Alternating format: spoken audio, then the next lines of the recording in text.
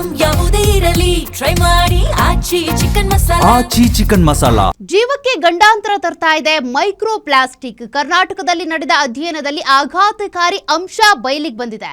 ತಾಯಿಯ ಎದೆ ಹಾಲಿನಲ್ಲೂ ಕೂಡ ಪ್ಲಾಸ್ಟಿಕ್ ಕಣಗಳು ಪತ್ತೆ ಆಗಿದ್ದಾವಂತೆ. ಬಹಳ ಆತಂಕಕಾರಿ ವರದಿ.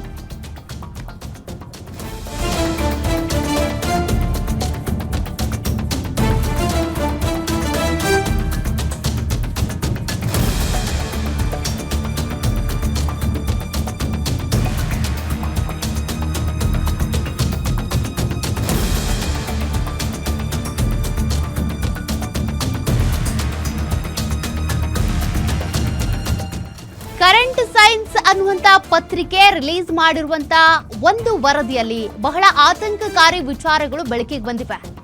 ಅಂತರ್ಜಲದಲ್ಲೂ ಕೂಡ ಸೇರ್ಪಡೆಯಾಗಿದೆ ಮೈಕ್ರೋ ಪ್ಲಾಸ್ಟಿಕ್. ಭೂಗರ್ಭವನ್ನು ಸೇರ್ತಾ ಇದೆ ಭಾರಿ ಪ್ರಮಾಣದ ಪ್ಲಾಸ್ಟಿಕ್. ಕರೆಂಟ್ ಸೈನ್ಸ್ ಪತ್ರಿಕೆಯ ಪ್ರಕಟವಾದಂತಹ ಆಘಾತಕಾರಿ ವರದಿ ಇದು. ಮಹಿಳೆಯರ ಅಂಡಾಶಯದ ಫಾಲಿಕ್ಯುಲರ್ ದ್ರವದಲ್ಲೂ ಕೂಡ ಪ್ಲಾಸ್ಟಿಕ್ ಪತ್ತೆಯಾಗಿದೆ. ಕರ್ನಾಟಕ ರಾಜ್ಯದ 6 ಜಿಲ್ಲೆಗಳಲ್ಲಿ ನಡೆಸಿದಂತ ಅಧ್ಯಯನದ ವರದಿ ಇದು. ಕರ್ನಾಟಕದ ಪೂರ್ವ ಭಾಗದ ಹಲವು ಜಿಲ್ಲೆಗಳಲ್ಲಿ ಅಧ್ಯಯನ ಮಾಡಲಾಗಿತ್ತು. ಕೊಳವೆ ಬಾವಿಯಲ್ಲಿ 60 ರಿಂದ 100 ಮೀಟರ್ ಆಳದ ನೀರಿನಲ್ಲೂ ಕೂಡ ಪ್ಲಾಸ್ಟಿಕ್ ಅಂಶಗಳು ಪತ್ತೆಯಾಗಿವೆ. ಗ್ರಾಮೀಣ ಪ್ರದೇಶಗಳ ಕೊಳವೆ ಬಾವಿಯಲ್ಲೇ ಪ್ಲಾಸ್ಟಿಕ್ ಅಂಶಗಳು ಹೆಚ್ಚು ಪತ್ತೆಯಾಗಿರೋದು. ಯಾವ ಜಿಲ್ಲೆಗಳಲ್ಲಿ ನಡೆದಿದೆ ಮೈಕ್ರೋ ಪ್ಲಾಸ್ಟಿಕ್ ಪರೀಕ್ಷೆ? ಪ್ಲಾಸ್ಟಿಕ್ ಕಣಗಳು ಪತ್ತೆಯಾದ ಜಿಲ್ಲೆಗಳು ಯಾವುವು? ತುಮಕೂರಿನ ಮಧುಗಿರಿ ಮತ್ತು ಪಾವಗಡದ ಅಂತರ್ಜಲದಲ್ಲೂ ಕೂಡ ಮೈಕ್ರೋ ಪ್ಲಾಸ್ಟಿಕ್ ಅಂಶಗಳು ಪತ್ತೆಯಾಗಿವೆ.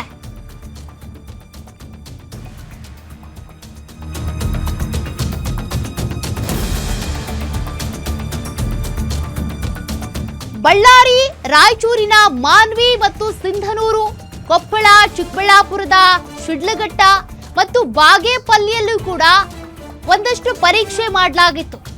ಕೋಲಾರದ ಶ್ರೀನಿವಾಸಪುರದ ಕೊಳವೆ ಬಾವಿ ನೀರಲ್ಲೂ ಕೂಡ ಪ್ಲಾಸ್ಟಿಕ್ ಕಣಗಳು ಪತ್ತೆಯಾಗಿವೆ. ಬಹಳ ಆಘಾತಕಾರಿ ಅಂಶ ಇದು. ಭೂಗರ್ಭದಲ್ಲೂ ಕೂಡ ಪ್ಲಾಸ್ಟಿಕ್ ಅಂಶಗಳು ಪತ್ತೆಯಾಗಿವೆ. ತಾಯಿಯ ಎದೆ ಹಾಲಿನಲ್ಲೂ ಕೂಡ ಪ್ಲಾಸ್ಟಿಕ್, ಮೈಕ್ರೋ ಪ್ಲಾಸ್ಟಿಕ್ ಅಂಶಗಳು ಪತ್ತೆಯಾಗಿವೆ ಅಂತೆ. ಹಾಗಾಗಿ ನಾವು ಕುಡಿಯುವಂತ ನೀರಿನಲ್ಲಿ, ಭೂಗರ್ಭದಿಂದ ಜಲಗರ್ಭದಲ್ಲಿ ಸಿಗುವಂತ ನೀರೇನಿದೆ ಅದರಲ್ಲೂ ಕೂಡ ಪ್ಲಾಸ್ಟಿಕ್ ಅಂಶಗಳಿದೆ ಅಂತ ಅಂದ್ರೆ ಯಾವ ಮಟ್ಟಕ್ಕೆ ನಾವು ಪ್ಲಾಸ್ಟಿಕ್ ಬಳಕೆಯನ್ನ ಮಾಡ್ತಾ ಇದ್ದೀವಿ, ಯಾವ ಮಟ್ಟಕ್ಕೆ ಕಂಟ್ರೋಲ್ ಮಾಡಬೇಕು, ಬ್ರೇಕ್ ಹಾಕಬೇಕು, ಅದ್ರ ಬಗ್ಗೆ ಈಗ ಪ್ರಶ್ನೆ ಎದುರಾಗ್ತಾ ಇದೆ.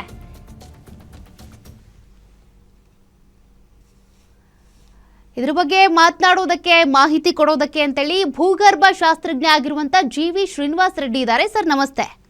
ನಮಸ್ಕಾರ ಸರ್, ಇದೊಂದು ಆಘಾತಕಾರಿ ಅಂಶ. ಅದ್ರ ಜೊತೆಗೆ ಈ ವರದಿಯನ್ನು ನಾವು ಗಂಭೀರವಾಗಿ ಪರಿಗಣಿಸಲೇಬೇಕಾಗುತ್ತೆ. ಪ್ಲಾಸ್ಟಿಕ್ ಯಥೇಚ್ಛವಾಗಿ ಬಳಕೆ ಆಗ್ತಾ ಇದೆ.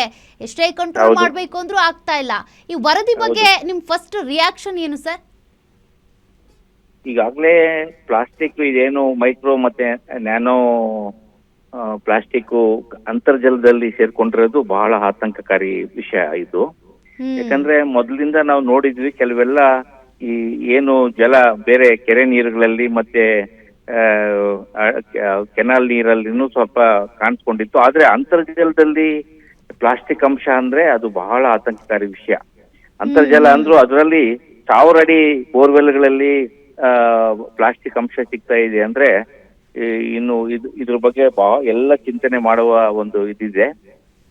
ಆ ಪ್ಲಾಸ್ಟಿಕ್ ಅಂಶ ಬೇರೆ ಯಾವುದೇ ಕೆಮಿಕಲ್ಗಿನ್ನ ಬಹಳ ವಿಭಿನ್ನವಾಗಿರ್ತದೆ. ಮತ್ತು ಆರೋಗ್ಯ ಮತ್ತೆ ಮಣ್ಣಿನ ಆರೋಗ್ಯ ಆಗಿರ್ಬೋದು, ನೀರಿನ ಒಂದು ಗುಣಮಟ್ಟವನ್ನ ಕಂಪ್ಲೀಟ್ ಚೇಂಜ್ ಮಾಡ್ಬಿಡ್ತದೆ. ಮತ್ತೆ ಆರೋಗ್ಯದ ಮೇಲೆ, ಮತ್ತೆ ಕೇವಲ ನಮ್ಮ ಮನುಷ್ಯನ ಆರೋಗ್ಯದ ಮೇಲೆ ಅಲ್ಲ, ಕಂಪ್ಲೀಟ್ ಏನು ಪರಿಸರದ ಮೇಲೆ ಇದು ದೊಡ್ಡ ಹಾನಿ ಉಂಟಾಗ್ತದೆ ಇದರಿಂದ. ಅದರಿಂದ ನಾವು ಈಗ್ಲೇನೆ ಎಚ್ಚೆತ್ಕೊಂಡು ಪ್ಲಾಸ್ಟಿಕ್ ನ ಕಂಪ್ಲೀಟ್ ಬ್ಯಾನೇ ಮಾಡ್ಬಿಡಿ. ಏನಾಗಿದೆ ಅಂದ್ರೆ ನಾವು ಸುಮ್ನೆ ಹೇಳ್ತಾ ಇದೀವಿ, ಪಾಲಿಸೀಸ್ ಇದಾವೆ, ಇಂಪ್ಲಿಮೆಂಟೇಶನ್ ಆಗ್ತಾ ಇಲ್ಲ, ಪ್ಲಾಸ್ಟಿಕ್ ಬಳಕೆ ಆಗ್ತಾನೆ ಇದೆ ಹೇಳಿದ್ರು. ಅದ್ ಬಿಟ್ಟು ಎಲ್ಲೆಲ್ಲಿ ಅದರಲ್ಲೂ ಇಂಥ ಪ್ಲಾಸ್ಟಿಕ್ ಇಂಪ್ಯಾಕ್ಟ್ ಆಗುವಂತ ಪ್ಲಾಸ್ಟಿಕ್ ಫ್ಯಾಕ್ಟ್ರಿ ಉತ್ಪಾದನೆಗಳು ಎಲ್ಲಿದಾವೆ ಅವನ್ನೆಲ್ಲ ಬ್ಯಾನ್ ಮಾಡ್ಬಿಡ್ಬೇಕು. ಅದರ್ವೈಸ್ ಇದು ನಿಲ್ಲೋದಿಲ್ಲ. ಇದು ನಾವು ಸುಮ್ನೆ ಹೇಳ್ತೀವಿ ಚೀಲಗಳು ತೊಗೊಂಬನ್ನಿ, ಇವ್ಯಾವ ಇಂಡಿಯಾದಲ್ಲಿ ಯಾವ ಇವು ಪಾಲಿಸಿಗಳು, ಪ್ಲಾನ್ಗಳು, ನಿಮ್ಗೆ ಅಡ್ವೈಸ್ಗಳು ಯಾವೂ ನಡೆಯೋದಿಲ್ಲ.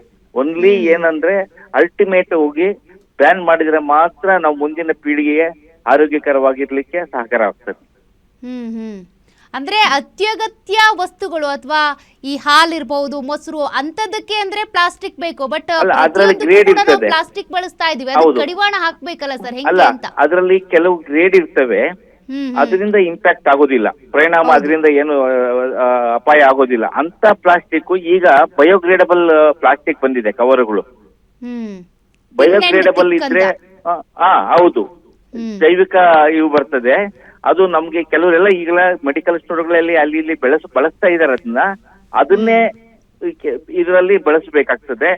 ಇಲ್ಲ ಅಂದ್ರೆ ಇಲ್ಲಿ ಏನಾಗ್ತದೆ ಅಂದ್ರೆ ಪ್ಲಾಸ್ಟಿಕ್ ಅಂದ ತಕ್ಷಣ ಎಲ್ಲರಿಗೂ ಒಂದೇ ಪ್ಲಾಸ್ಟಿಕ್ ಆಗ್ತದೆ. ಅದರಿಂದ ಆದಷ್ಟು ಉತ್ಪಾದನೆ ಮೇಲೆ ನಾವು ಅದನ್ನ ತಗ್ಸ್ಲಿಕ್ಕೆ ಅಥವಾ ಬಳಕೆ ಅರಿವು ಮೂಡಿಸೋದು ಒಂದಾದ್ರೆ, ಈಗಾಗಲೇ ಅರಿವು ಸಾಕಷ್ಟು ಮೂಡಿಸ್ತಾ ಇದ್ರು ಸಹ ಇದೇನು ಬಳಕೆ ಕಡಿಮೆ ಆಗಿಲ್ಲ.